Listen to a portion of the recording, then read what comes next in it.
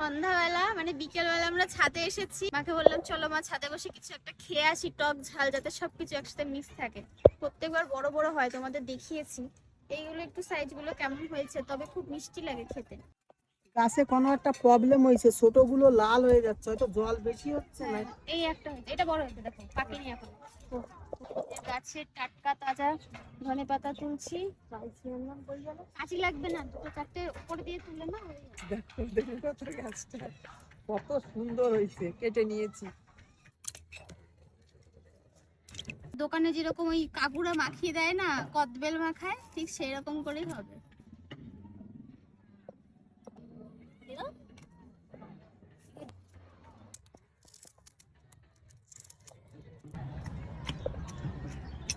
কি দারুণ একটা সেন্ট বেরিয়েছে।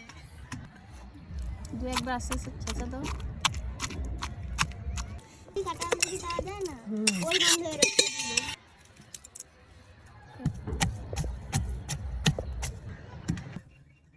আগে বাটলাম কামরাঙা আর জলপাই, পরে বাটলাম পেয়ারা, এবার বাটলাম লঙ্কা ধনের পাতা।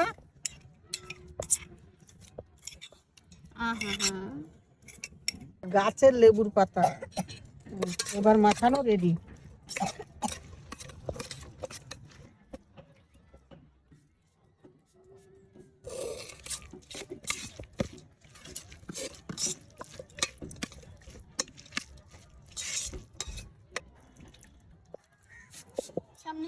কেমন হয়েছে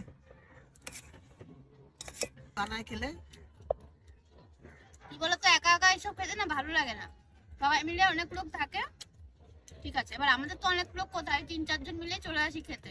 বেড়ি কাঁচা লঙ্কা ধনের পাতা দিয়ে মাখালাম, মাখানোটা হেভি টেস্টি হয়েছে। তোমরা এরকম ভাবে মাখিয়ে খেয়ে দেখো, খুব ভালো লাগবে।